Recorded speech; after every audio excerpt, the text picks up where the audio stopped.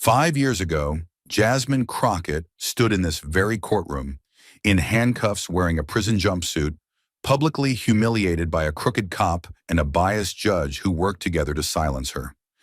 Today, she returns not as a defendant, but as a senior White House advisor, and she's carrying a video that could destroy them both. The question is, can Jasmine take down the very system that once conspired to break her? Stay with us. This is a story worth every second of your time. The courtroom was thick with tension as Jasmine Crockett entered, every eye following her as she walked toward the center. The sharp click of her heels against the polished marble floor reverberated through the room, an unmistakable rhythm that matched the pulse of her determination. Despite the poised exterior, every step she took carried with it 5 years of pain, resilience, and an unyielding desire for justice. Officer Henry Bennett sat across from her, the same man who had humiliated her in front of a courtroom years ago, now sitting comfortably, as if he owned the space. His demeanor was that of someone who knew he had power and knew how to wield it. He scanned her with a cocky, dismissive smile, knowing full well he had the advantage. "Washington, huh?" Henry's voice rang out, loud and laced with mockery, deliberately pitched for everyone in the room to hear. "She may be good at making deals in D.C., but this is my courtroom. You can't just waltz in here and expect to win." His eyes glinted with superiority as he leaned back in his chair, making no effort to hide the contempt in his tone. Jasmine wasn't just an outsider to him. She was a mere figurehead, a token player in a game far above her, a game of legal might where she didn't belong. To him, her role in Washington didn't translate to the courtroom. This, he believed, was his domain, and he'd made it clear that he had no intention of letting her think she was an equal. "In Washington, maybe you get your way by shaking hands and making speeches. But here, I'm the one who calls the shots." Judge Randall Sykes, ever the ally of the powerful, barely glanced at Jasmine as she made her entrance. His icy stare was all too familiar to her, dismissive, uninterested, as though he had already decided her fate before the trial had even begun. He wasn't just biased. He was part of the system that had been stacked against her from the start. The slight smirk on his lips as he banged his gavel only fueled Jasmine's resolve. This wasn't going to be an easy fight, but it was one she was determined to win. As the courtroom settled into silence, Sykes barely acknowledged Jasmine. His voice when he spoke was dismissive, as if she were an inconvenience. "Let's get this started," he said, cutting off any room for protest. He was making it clear.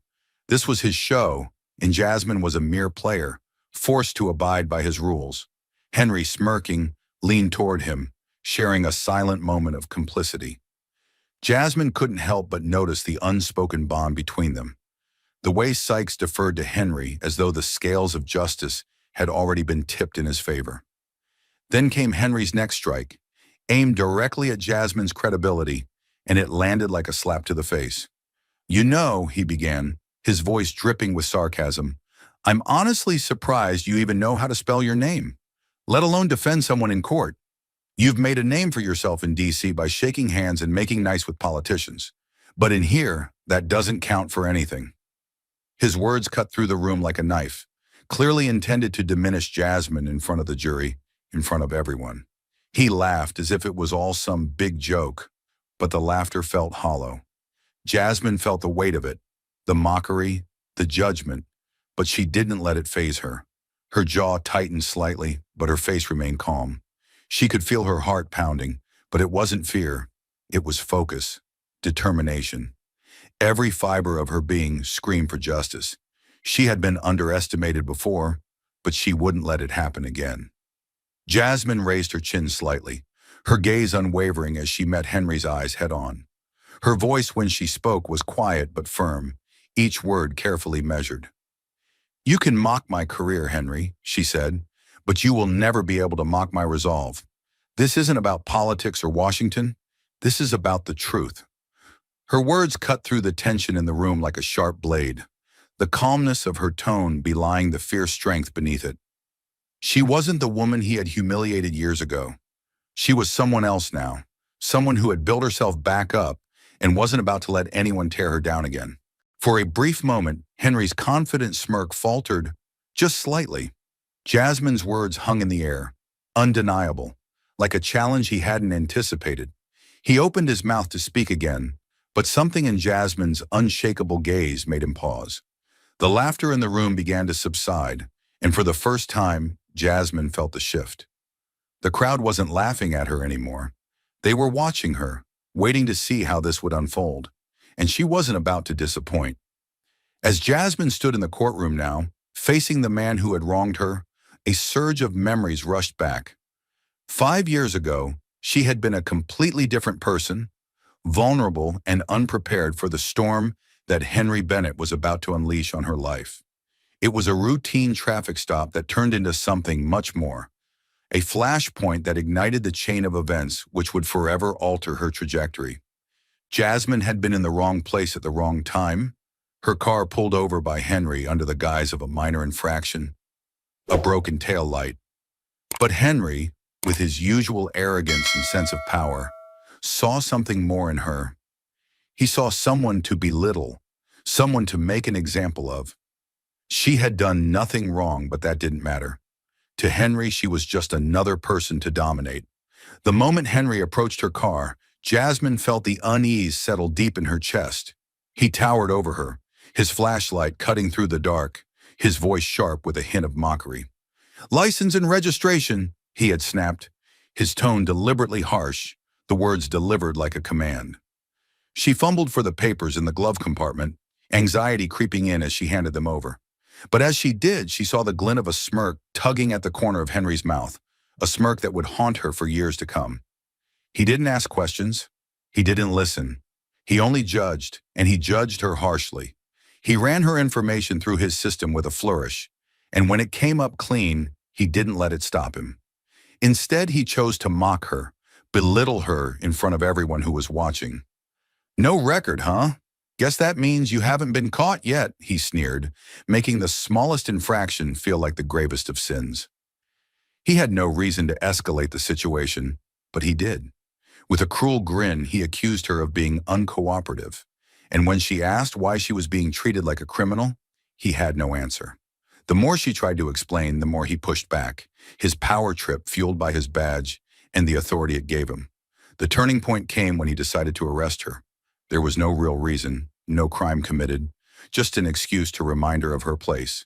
As he slapped the cuffs on her wrists, the pain of the metal biting into her skin wasn't just physical. It was an emotional wound that would fester long after she left the jail.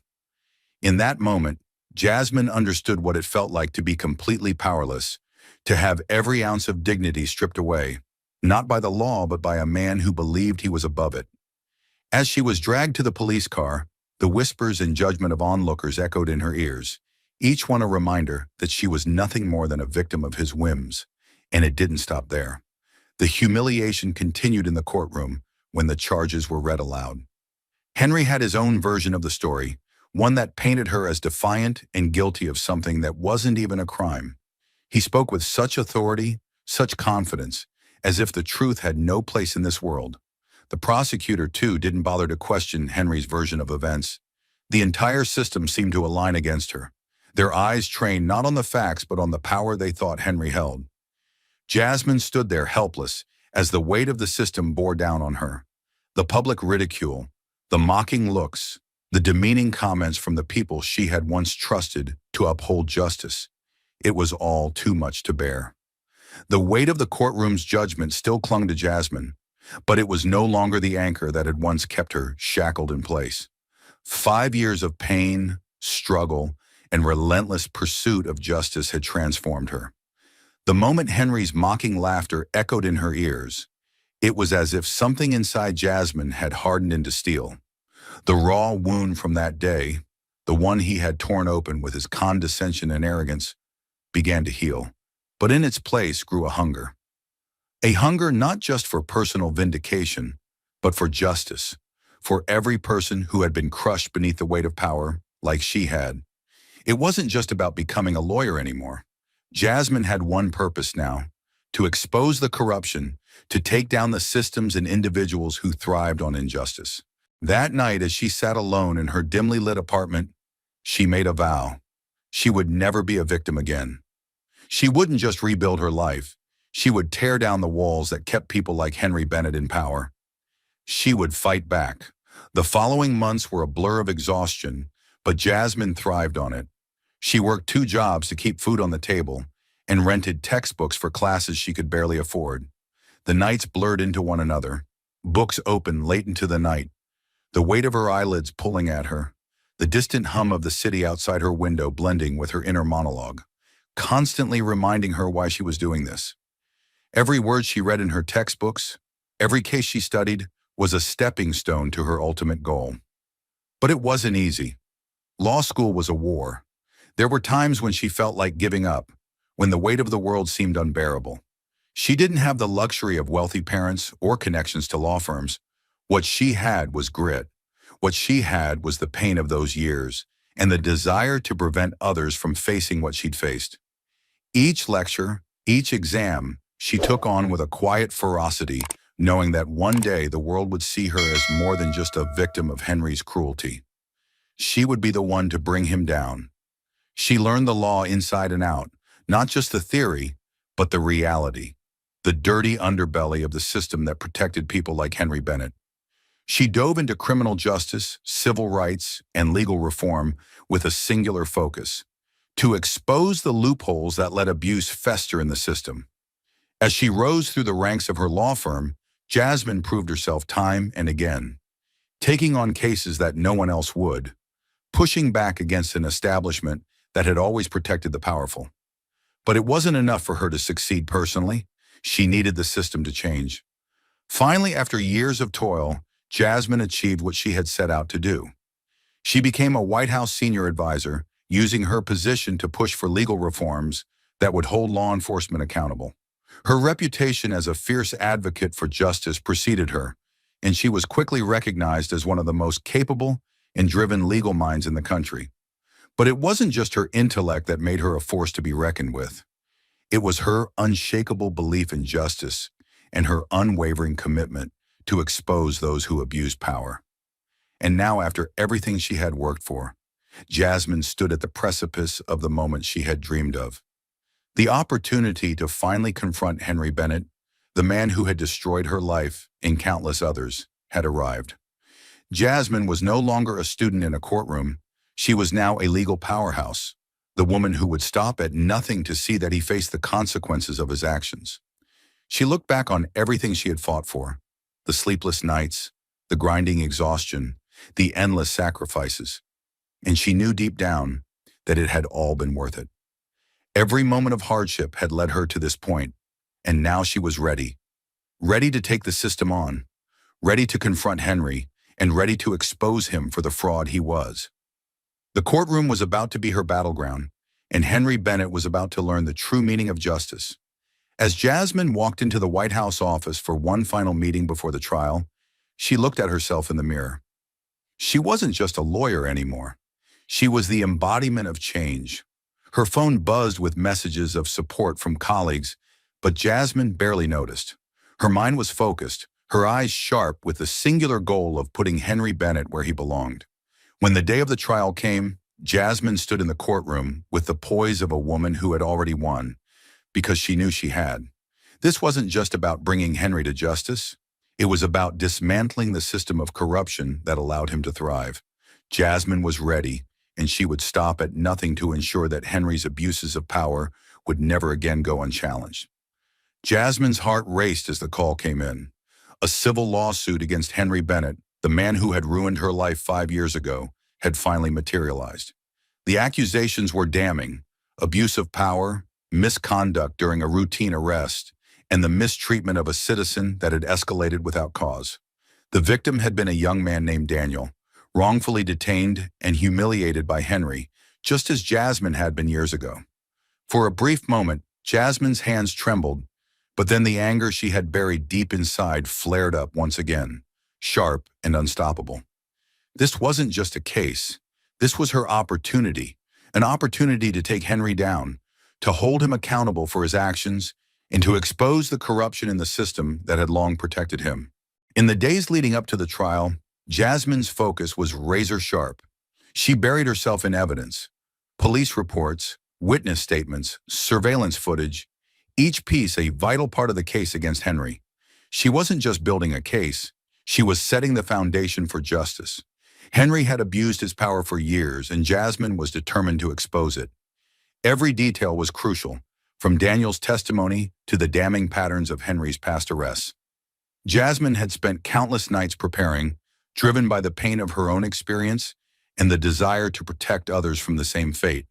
The closer the trial came, the more Jasmine felt the weight of her mission. It wasn't just about proving Henry's guilt. It was about shining a light on the broken system that had allowed him to operate with impunity. She made sure to humanize the victims, to show the true damage done by Henry's actions. Her preparation was meticulous, knowing that one slip-up could give Henry the chance to escape the consequences of his crimes. On the morning of the trial, Jasmine stood tall, confident in her work. She wasn't just representing Daniel, she was fighting for justice itself.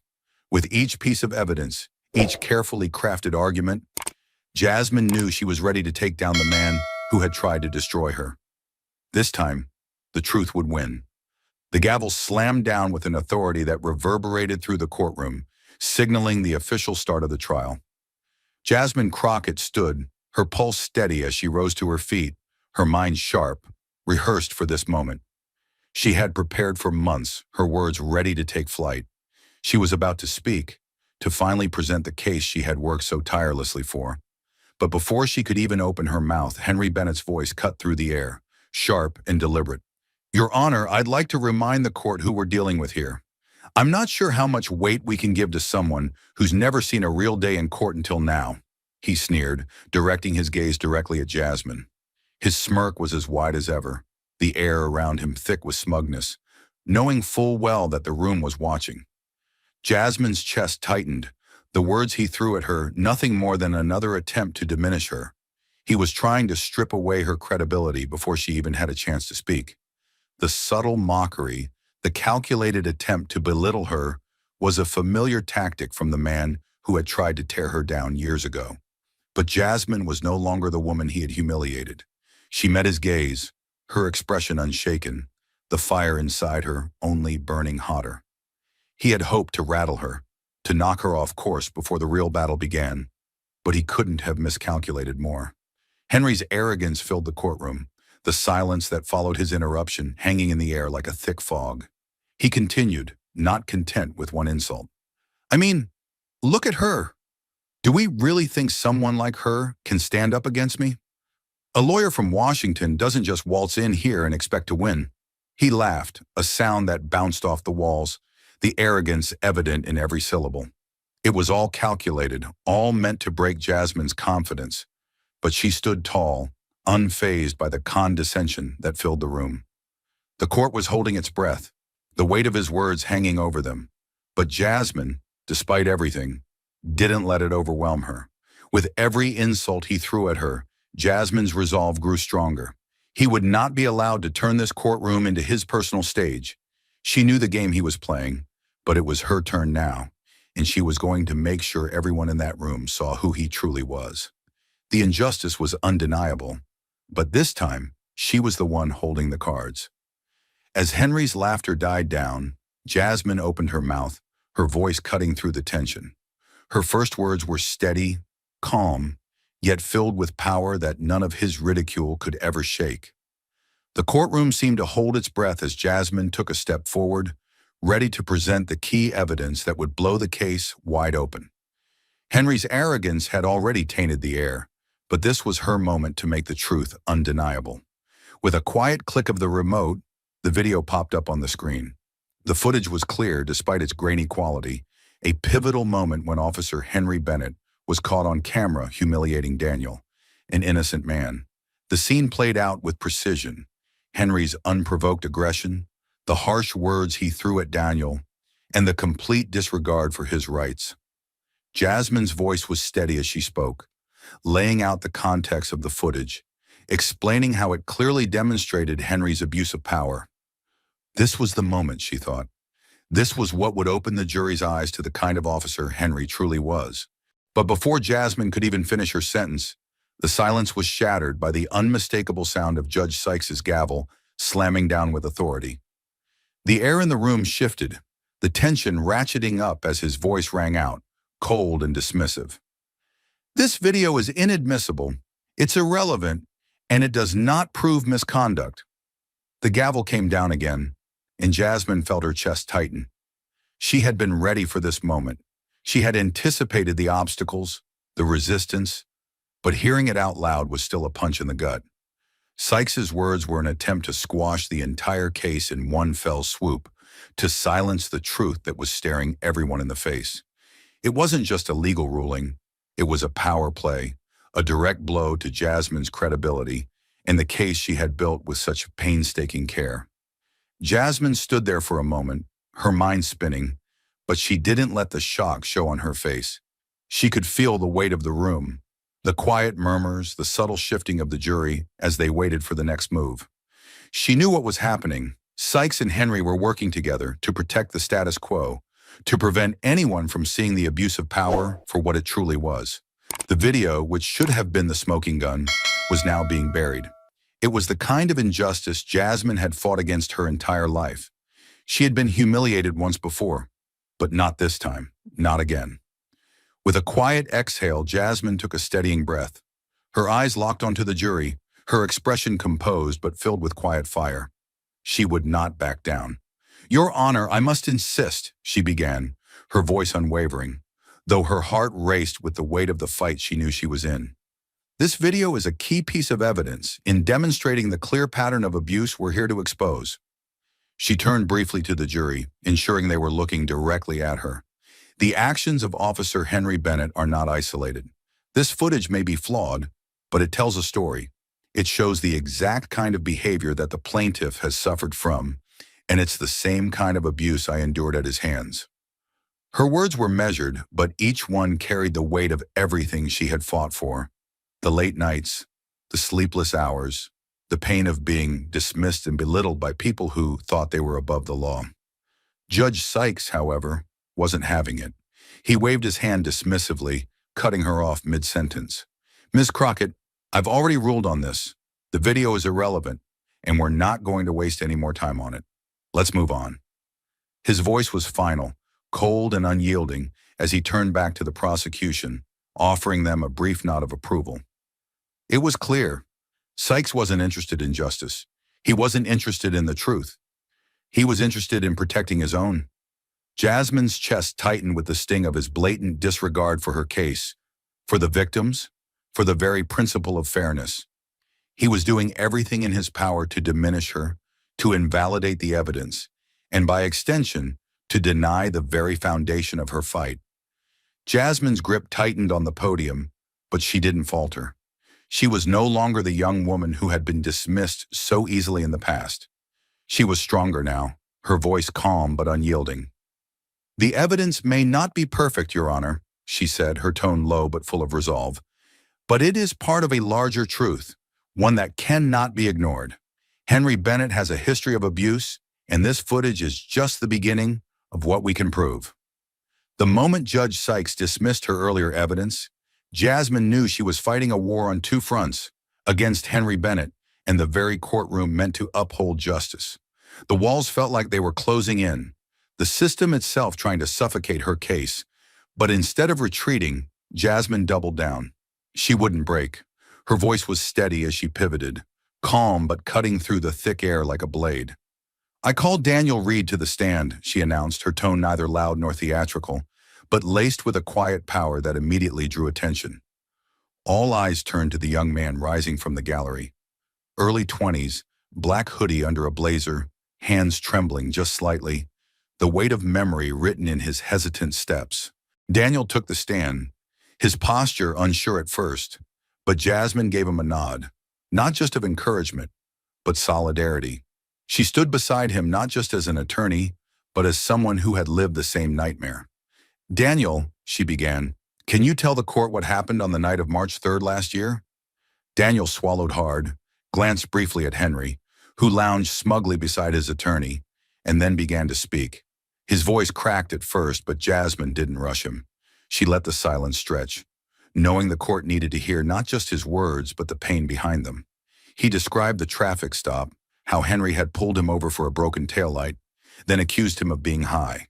of hiding something. There was no evidence, no drugs, no weapon, just a young black man being targeted and torn down by an officer drunk on power. As Daniel continued, his voice grew stronger. He told me I fit the description, he said. He pushed me against the car, emptied my backpack onto the street, and called me a liar in front of everyone. A hush fell over the room. Jasmine walked slowly to the evidence table, picking up a folder. Your Honor, she said clearly, Exhibit B, body cam audio transcript, dash cam footage, and third-party surveillance video from the liquor store across the street. Sykes barely looked up. Noted, he muttered, already dismissive. But Jasmine pressed forward. She played the clips in sequence, grainy, raw, but devastating. In the footage, Henry's voice was unmistakable, harsh, demeaning, almost gleeful in his authority. You people never learn, he said in the recording, and a collective murmur rippled through the courtroom. The jury leaned forward. Some looked shaken. Henry's lawyer squirmed. Jasmine's pacing slowed. She let the silence after each clip do the heavy lifting. The facts were no longer abstract. They had a voice, a face, a name, and Jasmine gave them weight. She presented Daniel's hospital records next. Evidence of bruising and wrist injury from excessive force, photos showing fingerprints etched in red around his skin like invisible handcuffs. Sykes tried to interrupt. You've made your point, Ms. Crockett. Jasmine didn't flinch. No, Your Honor, she said smoothly, eyes never leaving the jury. The system has been making its point for years.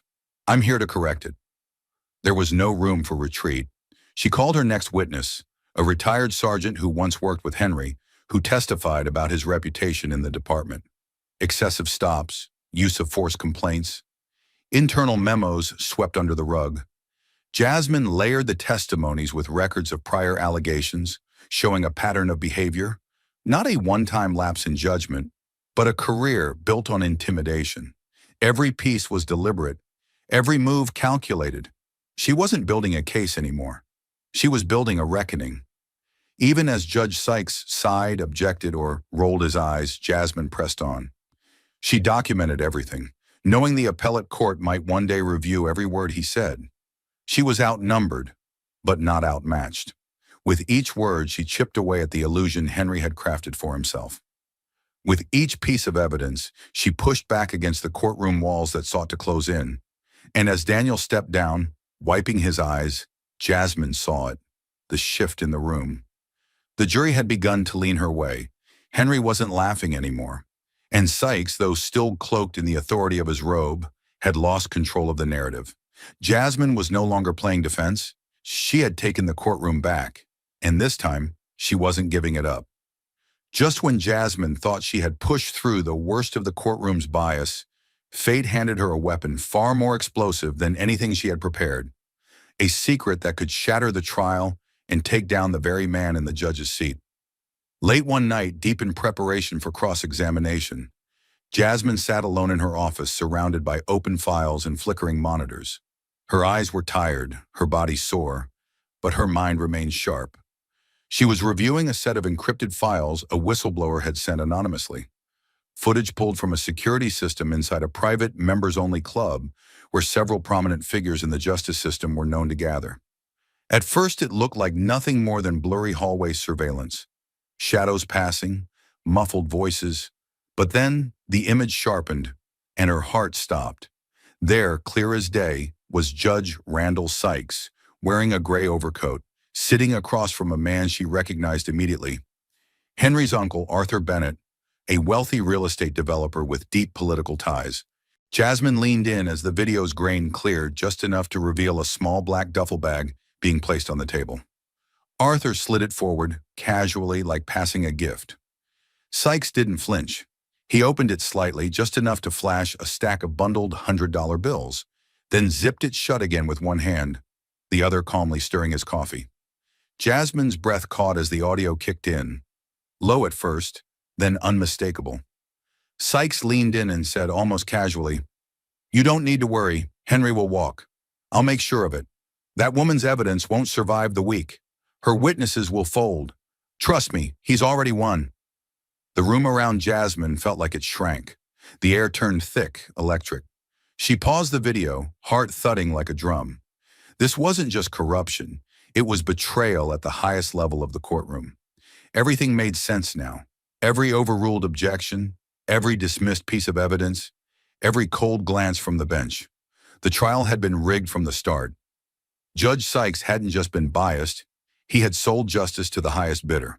And Jasmine had been fighting a war that was never meant to be fair. But now she had the weapon to flip the battlefield. Her hands trembled slightly, not from fear, but from sheer adrenaline. This wasn't just a key to the case, it was a fuse, and Jasmine was ready to light it. She saved the video to a secure drive, encrypted it twice, then immediately contacted a trusted federal prosecutor she'd worked with during her time at the White House. Time was running out, and the next morning Sykes would take his seat on the bench again, pretending to uphold the very law he had just sold out. But now Jasmine wasn't just going after Henry. She was going to bring the judge down with him. The courtroom was still settling from the chaos Jasmine had unleashed, but she wasn't finished, not by a long shot.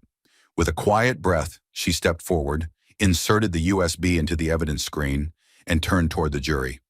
"What you are about to see," she said, her voice cutting through the tension like a scalpel, "is not only a betrayal of this courtroom, but of the very foundation of justice." The moment Jasmine pressed play, the air inside the courtroom turned electric. No one breathed, no one moved. The video unfolded with slow, devastating clarity. A dimly lit restaurant, a private back room. Judge Randall Sykes, his silhouette unmistakable, leaned across a mahogany table toward a man in a navy suit. Arthur Bennett, Henry's uncle, and one of the most politically connected men in the state. The camera angle was low, clearly hidden, but the sound was crisp. Jasmine had enhanced the audio overnight, knowing this would be the moment everything changed. "You don't need to worry," Sykes said smoothly on the video. "I'll make sure he wins. That woman's evidence? It won't survive the week." Then came the most damning frame, the duffel bag sliding across the table, unzipped briefly to reveal bricks of cash, neatly stacked and banded. The screen froze on that image. The courtroom exploded into chaos. Jurors turned to one another, wide-eyed, whispering furiously. One of the court reporters dropped her pen. Spectators gasped. One even shouted out, "Did he just say that?" The noise swelled so fast that the bailiff had to pound his gavel repeatedly, shouting for order. At the bench, Judge Sykes sat completely still, his face a pale shade of ash. He didn't blink, didn't speak. For the first time in the entire trial, the mask of judicial authority had cracked, and beneath it was a man caught red-handed. Jasmine stood calmly, letting the moment sink in, her expression unreadable but her eyes sharp. She had waited years for this. She turned toward the judge, her voice cold and precise. "Your Honor, the video you just watched has been independently verified by a federal forensic team. The time, the date, the location, it all checks out. The man in that footage is you, accepting a cash bribe from a member of the defendant's family to predetermine the outcome of this trial." She paused, locking eyes with Sykes. "I am formally requesting your immediate recusal and the initiation of criminal proceedings for bribery, conspiracy, and obstruction of justice." Her words were delivered like a closing gavel, not a plea but a command. Sykes finally stirred. He opened his mouth, but all that came out was a breath, shallow, shaky, the sound of a man watching his power disintegrate in real time. His hand moved instinctively to his gavel, as if he might take back control with the weight of wood on wood. But it was too late. The clerk had already risen to her feet, speaking quickly into a walkie-talkie. Within seconds, two plainclothes federal agents entered the room from the side door, approaching the bench with grim expressions. One of them whispered something into Sykes' ear. His shoulders slumped as he removed his robe, every movement mechanical. He stepped down from the bench like a man walking into his own grave. Henry Bennett, seated no more than 10 feet away, had gone completely rigid. His knuckles whitened as he gripped the edge of the defense table. Whatever performance he had planned for the rest of the trial was gone now. Jasmine didn't even look at him. Her eyes were on the jury, who now watched her not just as an attorney, but as a force of justice they could believe in. Slowly, she turned back to the court. "Let the record show that every objection overruled, every piece of evidence dismissed, And every witness silence was done under the shadow of corruption, she said, her voice unwavering. This trial has not been fair, but it will be now. The air in the courtroom was still vibrating from the shock of what had just played on the screen, but the aftermath moved with brutal efficiency. Judge Randall Sykes, once untouchable behind his robe and bench, now stood stripped of both authority and composure. His gavel lay abandoned, his robe crumpled over one arm like a broken banner.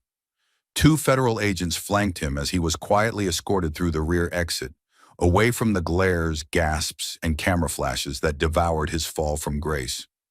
The courtroom, once under his iron grip, seemed to inhale for the first time, like a prisoner waking from sedation. Jasmine didn't watch him go. She kept her eyes forward, knowing that justice wasn't just about removing the corrupt. It was about restoring the process they had defiled. Within minutes, the clerk returned to the front of the room and cleared her throat, visibly shaken but professional. Per emergency order of the Appellate Division, she announced, Judge Sykes is hereby recused from these proceedings. A replacement has been assigned and is en route. A murmur of astonishment swept through the room like rolling thunder. Moments later, the heavy wooden doors opened again, not with chaos but purpose. Enter Judge Marjorie Whitaker, a no-nonsense federal magistrate known for her fierce independence and unshakable ethics. She strode down the aisle without a hint of hesitation, her presence commanding without arrogance, her eyes scanning the room as if measuring every soul inside it. Jasmine recognized her immediately, and so did Henry. Whitaker took the bench without ceremony and spoke with clipped precision. Let the record reflect that I am assuming control of this case effective immediately. I have reviewed preliminary details of the trial, and moving forward, this courtroom will operate under one principle only: the law. Bias, corruption, and manipulation will not be tolerated under my watch. Her voice struck like steel against stone. The room hushed. Even Henry, who had remained defiant through the trial thus far, now sat slouched, his confidence leaking out like air from a punctured tire. Jasmine met the new judge's gaze for a brief second. There was no nod, no smile, no acknowledgement, just the mutual understanding between two women who had both earned their place in the fire. For the first time since this trial began, Jasmine wasn't fighting uphill. The battlefield had finally leveled. The truth, long buried under power plays and corruption, finally had a clear path forward, and she would carry it to the very end.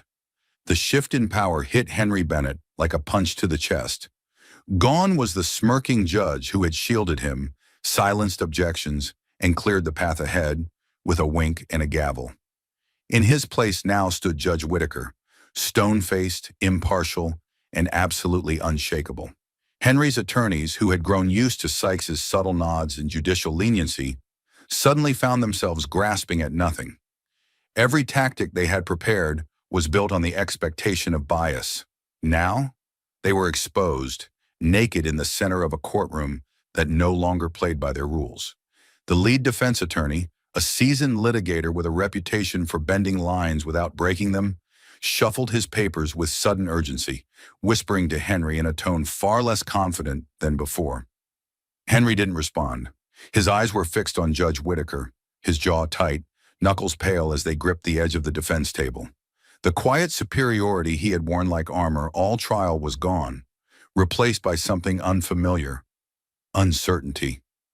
Without Sykes' protection, the courtroom felt like enemy territory. Every eye now looked at him differently. Jurors leaned forward, no longer under the subtle influence of a biased bench. Jasmine's evidence, once dismissed without a second glance, now sat center stage, unchallenged, undeniable. The weight of accountability had shifted, and for the first time, Henry Bennett could feel it bearing down on his shoulders. He glanced across the aisle, locking eyes with Jasmine Crockett. She didn't gloat. She didn't smile. She simply stared back, calm, steady, and resolute, as if to say, "You're not protected anymore. Now you face me, fair and square." The room had changed. The rules had changed. But Jasmine hadn't. She was the same woman they had underestimated, the same woman they had tried to bury. And now she was standing taller than ever, because everything they once had was gone, and everything she had fought for was just beginning. The courtroom had become a crucible, intense, unrelenting, and now inescapably honest. The weight of evidence had piled high, and under the unwavering gaze of Judge Whitaker, Henry Bennett could feel the walls closing in. Every shred of privilege he once wielded was gone. Every denial, every excuse, every smug glance now felt foolish, flimsy, and hollow. Jasmine had presented not just testimony, but truth, raw, irrefutable truth that exposed his actions for what they were: abuses of power, the dash cam footage, the bruised wrists of Daniel, the transcript of his own voice, ridiculing Jasmine during her unlawful arrest. The pattern had been drawn clearly for the jury to see, and even Henry, especially Henry, could no longer ignore it. His breathing grew shallow. He no longer looked like a man defending his record. He looked like someone standing face to face with the wreckage he had caused. Slowly, hesitantly, he rose from his seat. The courtroom fell silent as he stepped toward the witness stand, not called, not summoned, but moved by something heavier than legal strategy: guilt. Judge Whitaker gave a nod. Jasmine didn't blink, and Henry, gripping the edges of the stand with white knuckles, finally spoke. "I was wrong," he said, voice low and ragged, "about Daniel, about Jasmine, about a lot of things." The words came haltingly at first, but with each one the dam cracked further. "I profiled Daniel. I assumed guilt before asking questions. I escalated situations that never needed force. And Jasmine, what I did to her, I used my badge as a weapon, not a shield. And I'm not proud of it." Gasps echoed. The jury leaned in, stunned. Even the court reporter paused her typing. Jasmine stared at him. No victory in her eyes, just a quiet intensity that held him in place. Henry looked down, unable to meet her gaze. "You deserved better," he muttered, barely audible. "You both did." It wasn't a rehearsed apology. It was a crack in the armor, raw and unpolished. For the first time, the man who had hidden behind a badge was standing as just a man, flawed, exposed, and finally accountable. The tension in the courtroom had crystallized into something almost unbearable. You could hear the ticking of a watch 3 rows back. Jasmine sat upright, spine straight as steel, her fingers interlaced tightly on the table before her.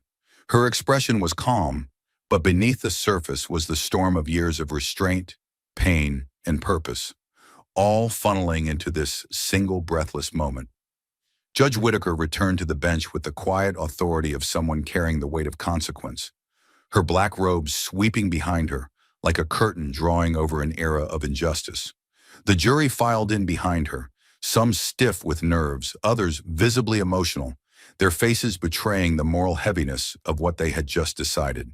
The courtroom stood, then sat, and then all that remained was silence. The kind of silence that dares to swallow hope whole. The jury foreman, a man in his 60s with creased lines and tired eyes, stood slowly and unfolded the verdict paper, with hands that trembled just slightly. "In the matter of the civil suit brought by Jasmine Crockett and the named victims against Officer Henry Bennett," he began, voice even but strained, "we, the jury, find the defendant liable on all counts: excessive use of force, wrongful arrest, abuse of power, and gross violation of constitutional rights." There was a gasp from the gallery, then another. One woman stifled a sob. A man exhaled like he'd been holding his breath for years. And Jasmine, she didn't cry. She didn't collapse. She simply closed her eyes for one long second, allowing herself to feel the sheer gravity of vindication. Not just for her, but for Daniel, for Clara, for every silent name buried in case files and overlooked complaints. This was justice, not just in verdict, but in truth finally being louder than power. Judge Whitaker didn't wait. Her voice followed like a chisel striking stone. "Let the record reflect that this courtroom has found Officer Henry Bennett responsible for the unlawful persecution of citizens he was sworn to protect. The court orders full restitution to all victims, immediate suspension from duty, and refers the matter for federal criminal prosecution." Her gavel struck once, sharp, final, echoing like thunder across every wall. "This case is closed." Henry didn't speak. He didn't blink. He just sat there, a shell of the man who once mocked Jasmine in front of an entire courtroom. His world had collapsed not with screaming, but with the quiet authority of justice restored. His attorney leaned in, whispering something meaningless. There was nothing left to defend. The uniform didn't matter. The courtroom no longer bowed to him. The only thing that remained was the weight of what he had done, and the woman across the aisle who had never stopped fighting to make it known. Jasmine stood as the crowd slowly began to react. Some clapping, others tearful, many stunned into silence. She didn't bask in the spotlight. She didn't need to. Her victory wasn't in the cheers. It was in the eyes of the jury, in the firm resolve of Judge Whitaker, in the trembling shoulders of Daniel, 2 rows behind her, who was finally believed. She turned, gathered her files with grace, and walked out of the courtroom not as a victim, not as just another attorney, but as a woman who took on a broken system and won. And as she stepped into the sunlight beyond the courthouse doors, the wind picked up slightly, catching the edge of her coat like the lifting of a flag. Behind her, the door slowly closed on a chapter of pain. Ahead of her, justice had a new name. The courthouse was long behind him, but its echoes followed Henry Bennett like a shadow he could no longer outrun. Each step outside that building felt heavier, like he was dragging chains forged from every mistake he had made in uniform. The verdict may have ended the trial, but it had opened a new kind of sentence, one he would carry in silence day after day. He was no longer Officer Bennett, no badge, no gun, no brotherhood of blue to prop him up. Just a man, stripped to the bone by the truth and forced to face what he had become. The headlines didn't offer comfort. They offered mirrors. Corrupt cop exposed. Bennett guilty in civil rights case. Once shielded, now shamed. He stopped opening his front door in daylight. Former colleagues ghosted him. Friends who once toasted his promotions now crossed the street when they saw him coming. But the worst part, the part he couldn't drink away or drown with excuses, wasn't public shame. It was remembering the way Daniel's voice cracked on the stand, the way Clara clenched her purse like armor, the way Jasmine looked at him, not with hatred, but with something that hurt more, pity. That look haunted him. She hadn't wanted to destroy him. She wanted him to see. And now that he did, he couldn't look away. He began watching old body cam footage, not just his, but others. Moments he used to shrug off now made his stomach turn. He realized he had been trained not to listen, not to feel, and he had excelled at it. So he did the only thing that felt right. He started listening. Henry began showing up, quietly alone, to every police reform panel he could find. He didn't wear a suit. He didn't take the microphone. He sat in the back, hands folded, head low. At first, no one wanted him there. Some meetings paused the moment he entered. Some attendees got up and left. But he kept returning, not to explain, not to beg, but to witness, to absorb the pain he once dismissed. When someone shouted at him, "You don't belong here," he didn't flinch. He nodded. "You're right, I don't, but I'm staying." One evening after a particularly emotional community circle, a teenager walked up to him and asked, "Why are you here?" Henry didn't blink. "Because I should have been here 10 years ago." He said it plainly, not for applause, not for redemption, just the truth. That night something shifted. A few people began to greet him. One woman, an activist he had once avoided in his precinct, offered him a copy of the new Jim Crow. He read it in 2 nights and cried both times. Then came the harder work. He volunteered for a grassroots program training new recruits, not in tactics, but in accountability, restraint, and bias awareness. At first, the cadets resisted. He was the disgraced guy, the example of failure. But over time, they leaned in. Because he didn't speak from theory, he spoke from consequence. He talked about what it felt like to believe you were always right, until you realized you weren't just wrong, you were dangerous. Week after week, Henry heard stories that crushed him. He listened to a father describe how his son was beaten for fitting a vague description. He heard a young black woman recount being pulled from her car at gunpoint because her taillight was out. And with every story, he saw himself more clearly, not as the enforcer of order, but as the face of fear. Each session was a reckoning, a chisel against the old version of him. He didn't fight it. He let it break him down. He reached out to Daniel months after the trial. The message was simple. I know I can't undo what I did, but if there's ever a way I can support the work you're doing now, I'll show up. No cameras, no speeches. Just me. He never expected a reply, but weeks later, Daniel sent one word back. Show up. So he did. Henry no longer tried to fix his image. He tried to fix his impact. He donated his pension to legal aid groups. He wrote letters of apology to those he had arrested unfairly, even when lawyers warned against it. And every night he sat at a small kitchen table and journaled. Not about how far he'd fallen, but how much he had ignored before the fall. He didn't want forgiveness. He wanted to be useful. It would take years, maybe the rest of his life. But for the first time, Henry Bennett wasn't chasing redemption. He was earning it, brick by brick, through silence, service, and truth. Not because he wanted to be applauded, but because Jasmine Crockett had once stood in front of him and refused to be broken, and now it was his turn to rebuild from the pieces he left behind. The trial was over, but for Jasmine Crockett, the fight had just begun. She didn't celebrate with champagne. There was no after-party, no press tour. After the verdict, while others marveled at the magnitude of her win, Jasmine simply returned to her office, sat at her desk, and pulled up the next file. Another name, another injustice, another story waiting to be heard.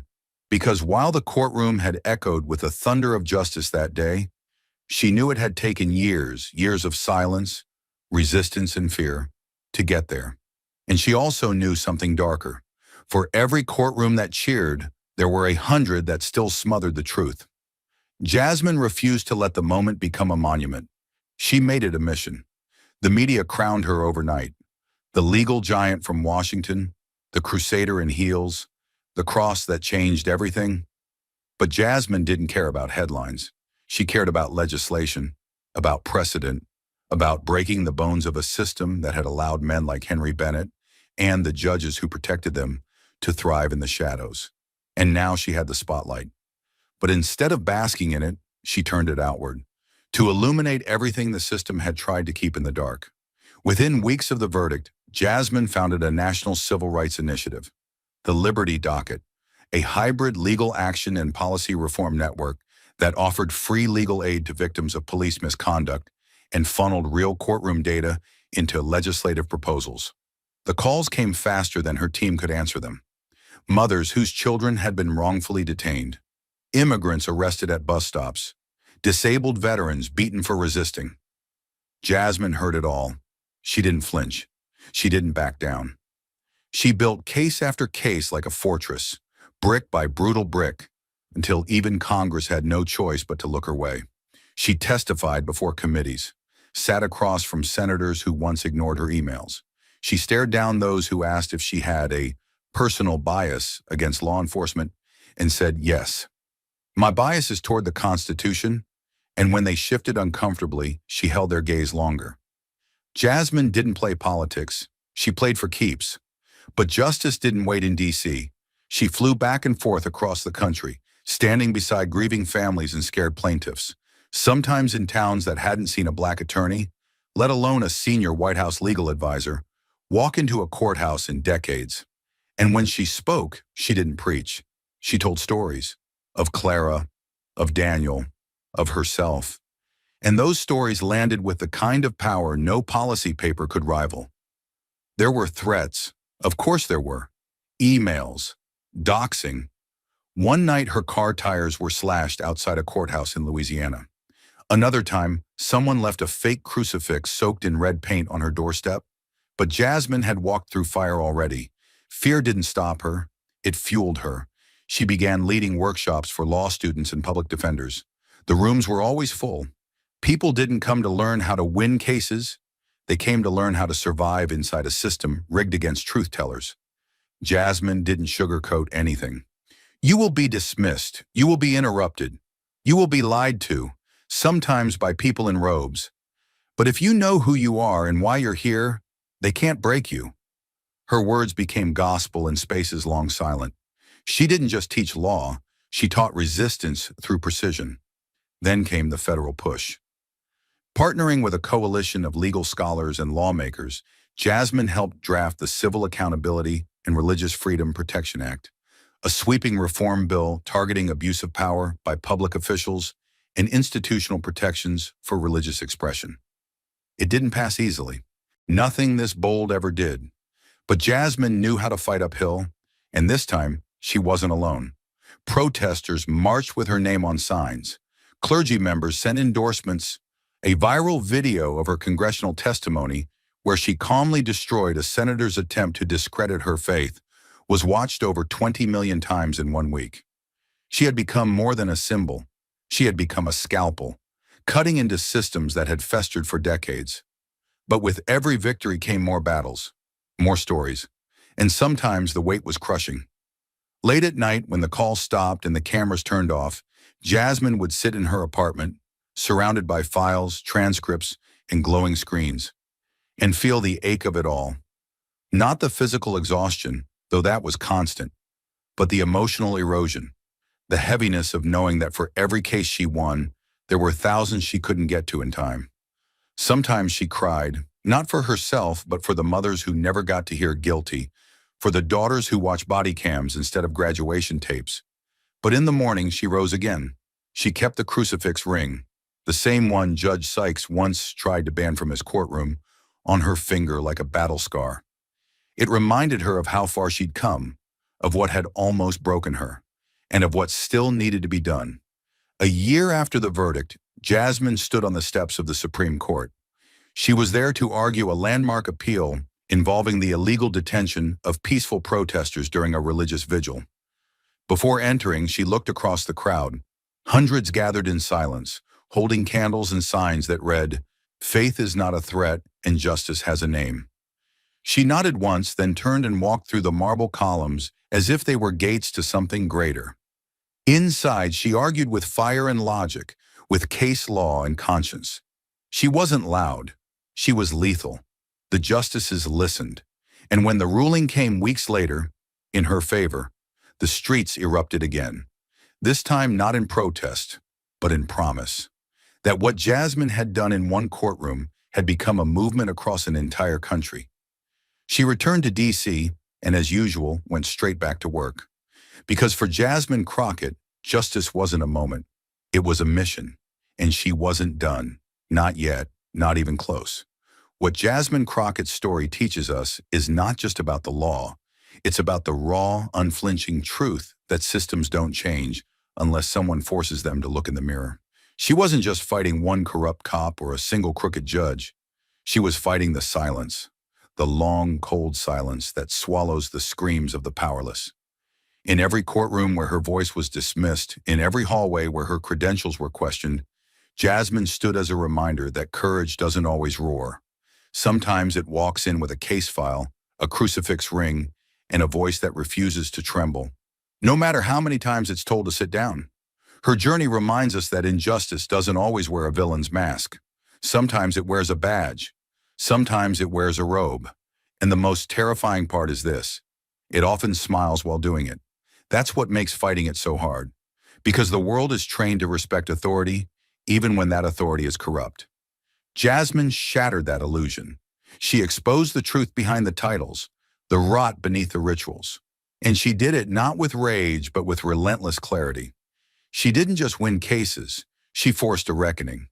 But the most painful truth her story exposes is how often people like her are made to suffer twice, once by the abuser and again by the system meant to protect them. Jasmine had to fight for the right to speak, to be heard, to not be dismissed because of her skin, her faith, or her gender. Her dignity was not handed to her. It was clawed back, inch by inch, in courtrooms that were never designed for people like her to win. That fight, the internal war between staying silent or standing up, is one that too many know all too well. And Jasmine chose the harder path. The lesson isn't just about standing up. It's about what happens after. It's about accountability, not as punishment, but as the first step toward healing. Even Henry Bennett's transformation matters, because redemption isn't for those who apologize with words. It's for those who change with action. And Jasmine didn't stop him from changing. She forced him to face the weight of his own reflection. That is the quiet power of justice done right. It doesn't just punish the guilty, it reforms the broken. Jasmine's legacy is more than a verdict. It's a question. What will you do when it's your courtroom? When the injustice is at your doorstep?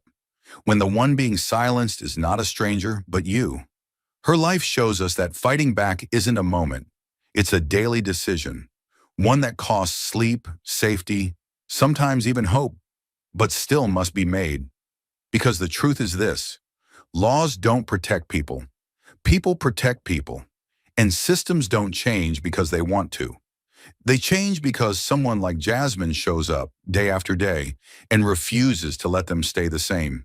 And in that relentless refusal, in that fire that never dies, we find the true meaning of justice. Not just a verdict, not just a courtroom win, but a world that becomes just a little less cruel because someone stood up and wouldn't sit back down. Thank you for watching until this moment and for standing with us on this journey for justice. Your support means everything. Like, subscribe, and turn on notifications so you never miss what's next. And we'd love to hear your thoughts. Leave a comment below and let us know what moved you most in this story. Together, our voices make a difference.